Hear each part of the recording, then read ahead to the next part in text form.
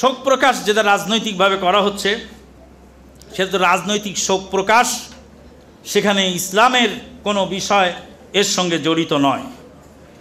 শিয়াদের মৃত্যুতে আমরা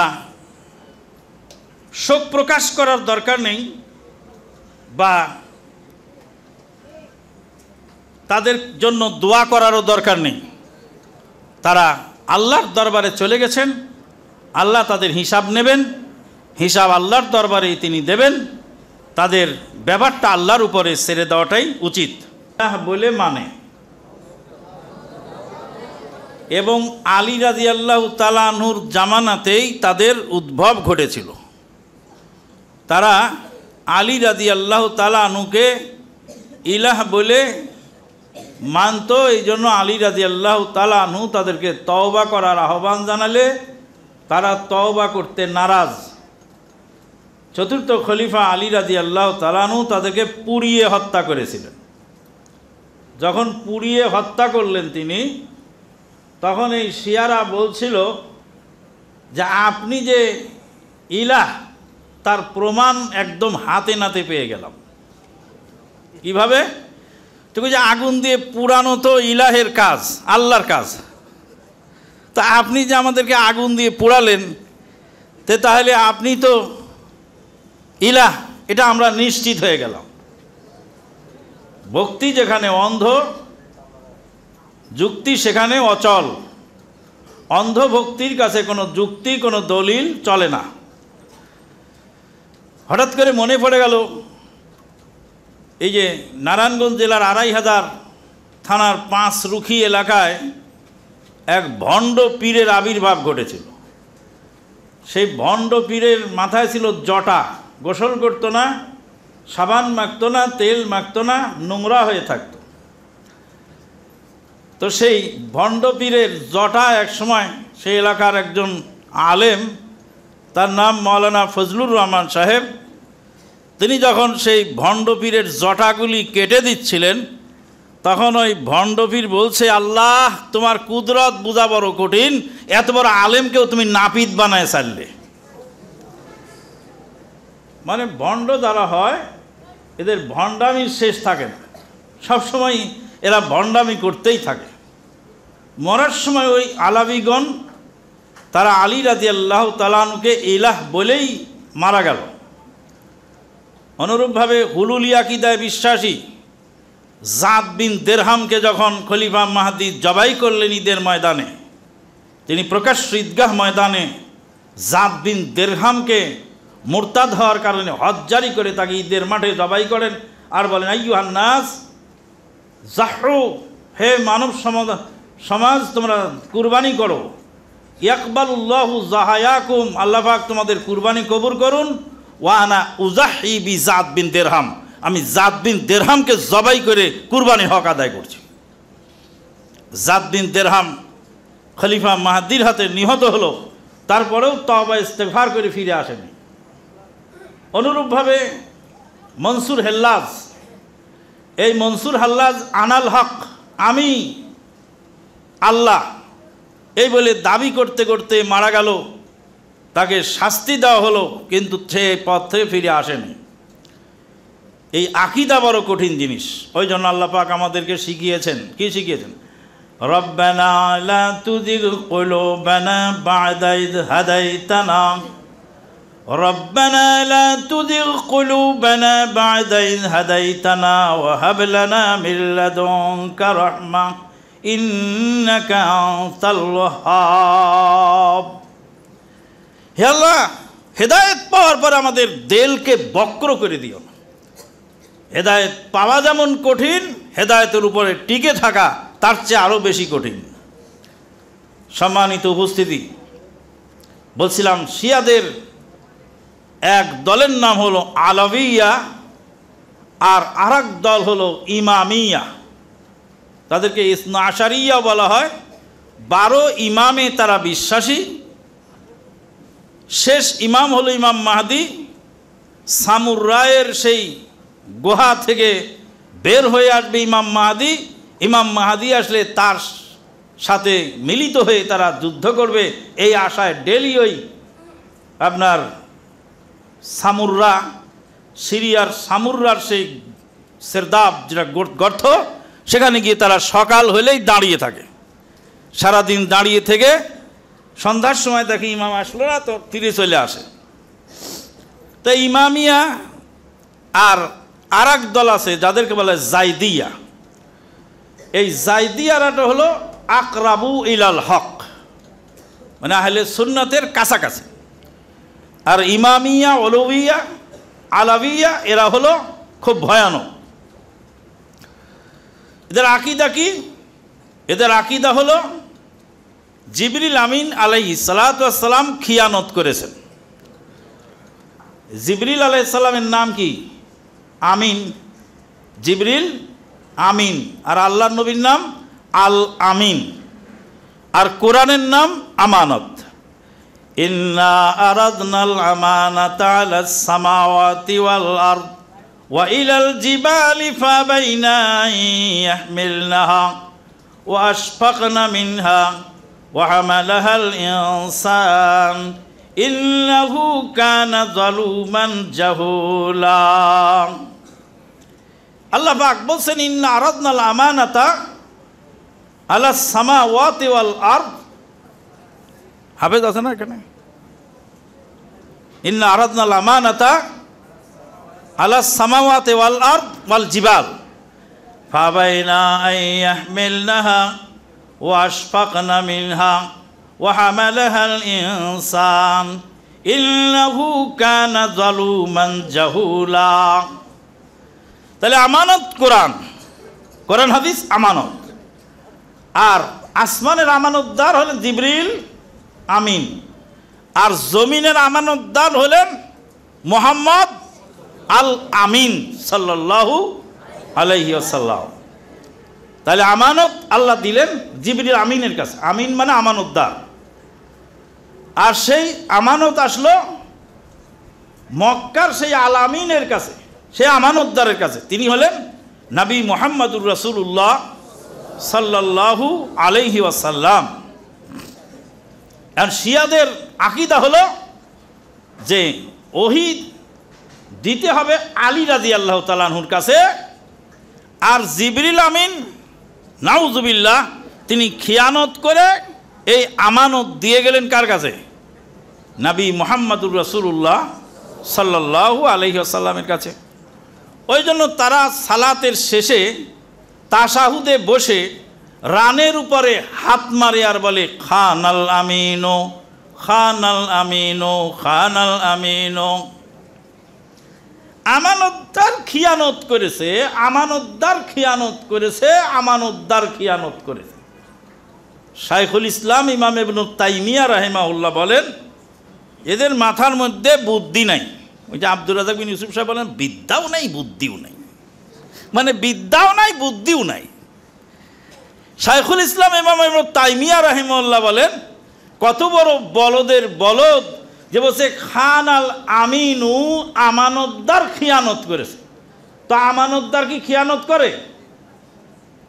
হ্যাঁ, আমি যদি বলি ভালো মানুষ চুরি করেছে তাই কি হয় না? বলতে হবে চোর চুরি করেছে, চোর চুরি করেছে। তো শাইখুল ইসলাম ইমাম ইবনে তাইমিয়া বলছেন ওদের যদি বিদ্যা বুদ্ধি থাকতো তাহলে বলতো খান আল খায়েনো, খান আল খায়েনো, খান আল খায়েনো। খিয়ানতকারী খিয়ানত করেছে তা না বলে বলে আমানতদার খিয়ানত করেছে।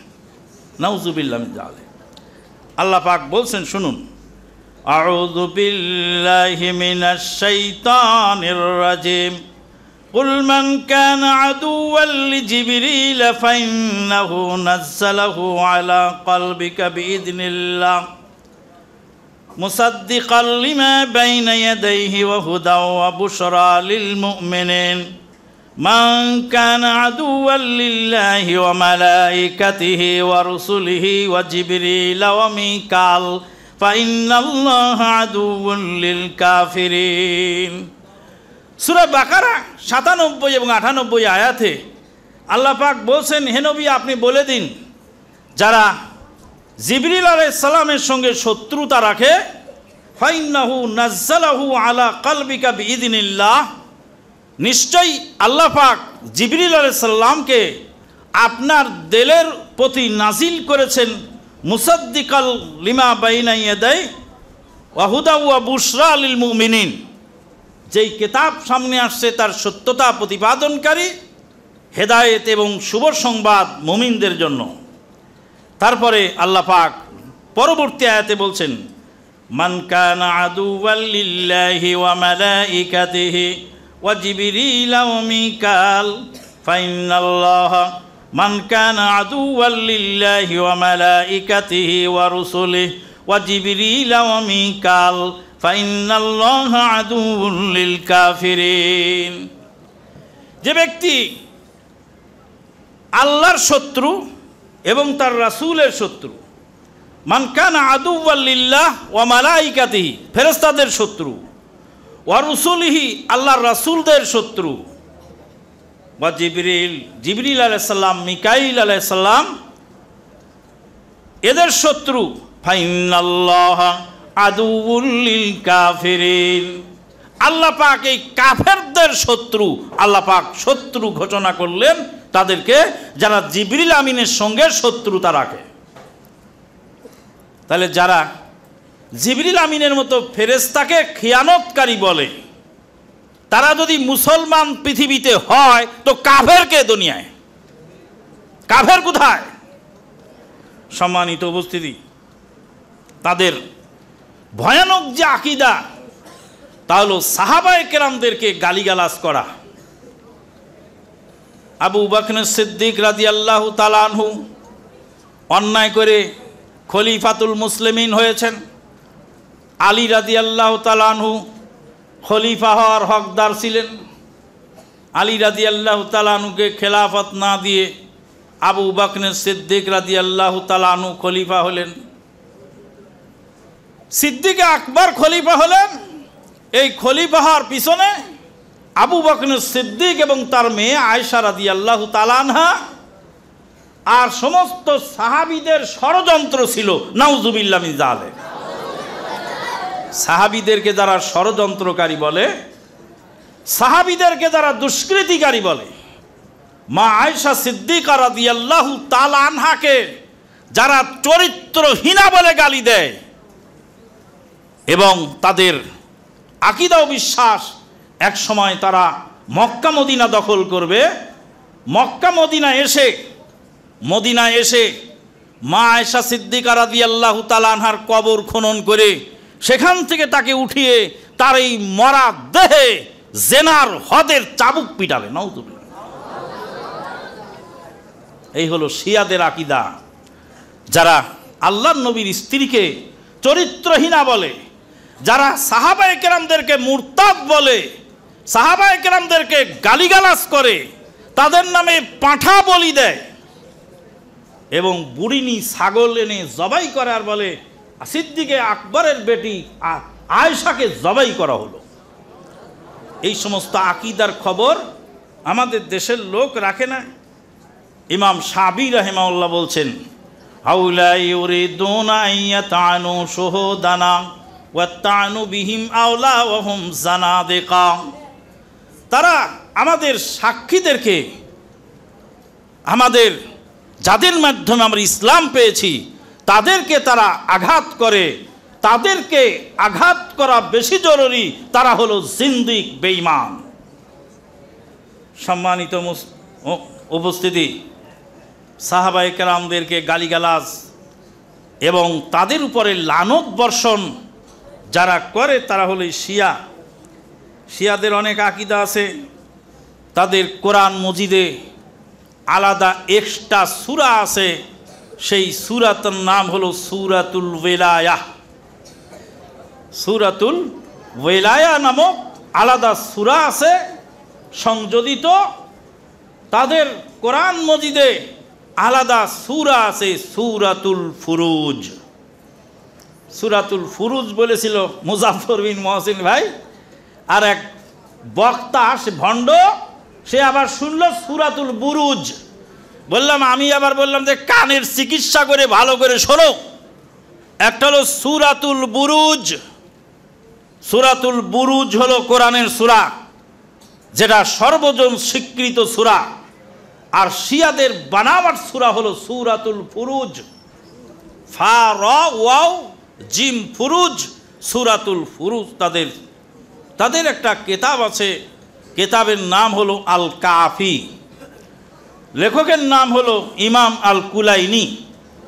ইমাম আল কুলাইনির লেখা এই কাফি কিতাব আমাদের সহিউল বুখারী, সহি মুসলিমের যে মর্যাদা শিয়াদের কাছে, সেইগুলির মর্যাদা হলো এই সব রকম। তাদের আকিদার মধ্যে আরেকটা আকিদা আছে, তাদের হলো মুতা বিবাহ, সাময়িক বিবাহ, কন্ট্রাক্ট বিবাহ। 1 ঘন্টার জন্য কোনো মহিলাকে ভালো লাগলো, কিছু মহারণা ধার্য করে তারপরে বিয়ের ব্যবস্থা করলো, 1 ঘন্টা তার সঙ্গে জেনা ব্যভিচার করে চলে গেল। এটা হলো তাদের ধর্ম। নাউজুবিল্লাহ, এটা হলো শিয়া ধর্ম। শিয়াদের অবস্থা খুব ভয়ানক, বড় কঠিন। শিয়াদের আজান আলাদা আছে। আমি বাহরাইনে ছিলাম যখন, তখন শিয়া পল্লীতে আমি গেছি শুধু আজান শোনার জন্য। আজান দেয় আশহাদু আন্না মুহাম্মাদার রাসূলুল্লাহ, আশহাদু আন্না আলিয়ান ওয়ালিউল্লাহ, আশহাদু আন্না আলিয়ান হুজ্জাতুল্লাহ। আশহাদু আন্না মুহাম্মাদুর রাসূলুল্লাহ বলেও তো আজান শেষ হয় না। আজানে আবার বলে আশহাদু আন্না আলিয়ান ওয়ালিউল্লাহ, আশহাদু আন্না আলিয়ান হুজ্জাতুল্লাহ। এই হলো তাদের আজান। তাদের সালাত হলো তারা মাটিতে সেজদা দেয় না, চাটাইতে বা কি বলে জায়নামাজে সেজদা দেয় না। ওরা ইরান থেকে একটা ছোট খাপড়া নিয়ে আসে, সেই খাপড়ার উপরে সেজদা দেয়, কারণ আরব দেশের মাটি অপবিত্র। খাপড়া আনার জন্য যখন এয়ারপোর্টে ধরা পড়ে, তখন এয়ারপোর্ট থেকে, সৌদি এয়ারপোর্ট থেকে খাপড়াগুলি কি করে, কেড়ে নেয়। তো ইরান থেকে খাপড়া আনতে না পারলে, খাপড়া বোঝেন তো, এই খোলা মানে এই ভাঙা পাতিলের চটা বা একটা ছোটো পাথর জাতীয় কিছু, এগুলি রেখে ওর খুদ খেতে সেজদা দেয়। যদি খাপড়া তার পকেটে না থাকে, অন্তত পক্ষে একটা টিস্যু বের করে টিস্যুর উপর সেজদা দিবে, কিন্তু মক্কা মদিনার মসজিদে তারা সেজদা দেয় না। এই জঘন্য আকিদার লোকই মুসলমান। তো সে একজন শিয়া মারা গেল। বলছিলাম যে এক কাক যখন মারা যায়, তখন ওই দেশে কত কাক আছে, সব কাক কা কা করে জমা হয়ে যায়। তো এক শিয়া ধ্বংস হয়েছে, মরেছে, মরার সঙ্গে সঙ্গে এদেশের শিয়া প্রেমীদের এমন ভাবে কাকা শুরু হয়েছে, ভাবখানা দেখে মনে হচ্ছে ওরা আপন বাপ বা আপন চাচা বা আপন খালু মারা গেছে। সম্মানিত উপস্থিতি, যে মরেছে তার হিসাব আল্লাহ নেবেন, তার আল্লাহর দরবারে তার হিসাব হবে। কিন্তু আমার করণীয়টা কি? তার জন্য এত শোকে, তাপে, মায়ায়, কান্নায় আমি ফেটে পড়ি কেন? আর গালাগালি করারই বা দরকার কি?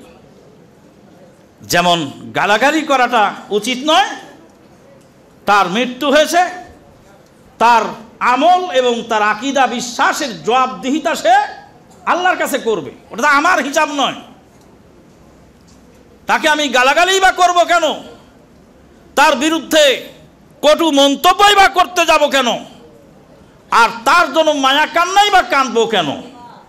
কমসে কম জাতিকে সতর্ক করে দিতে হবে যে এরা মুসলিম নয়, এরা আমাদের ভাই নয়। আমাদের একজন আলেম বলছিলেন, প্রখ্যাত আলেমে দিন, তিনি বলছিলেন শিয়ারাও আমাদের ভাই।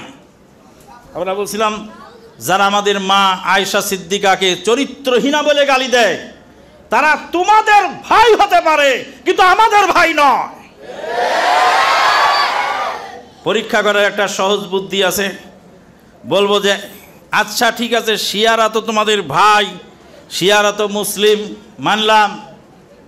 তিনি তো এই যে ইব্রাহিম রাইসি মারা গেল, ইব্রাহিম রাইসি বড় হিতাকাঙ্ক্ষী, বড় মুজাহিদ, মুসলমানদের দরদি বন্ধু, মুজাহিদ মারা গেছে। এই বলে যে তুমি বলছো, তোমাকে একটা কথায় পরীক্ষা করব, আমি তোমার জন্য দোয়া করি আল্লাহ যেন তোমাকে হাসরের ময়দানে ইব্রাহিম রাইসির সঙ্গে হাসর করার তৌফিক দান করে। এবার আমিন কও। আমিন কি বলবে? এক ছাত্র বলতেছিল মদিনা ইউনিভার্সিটিতে, বলছিল শিয়ারা মুসলমান। তখন আমার উস্তাদ প্রফেসর মনসুর আস-সেমারি তিনি বলছিলেন, আল্লাহ তোকে শিয়াদের সাথে হাসরের ময়দানে যেন উঠায়, আমিন বল। আর আমিন বলে না। বলে তুই যে আমিন বলিস না, তাতে তো বোঝা গেল দাল মে কুছ কালা হয়, দাল মে কুছ কালা হয়। তার মানে ও নিজেও সন্দিহান, মুসলিম বলতে রাজি নয়।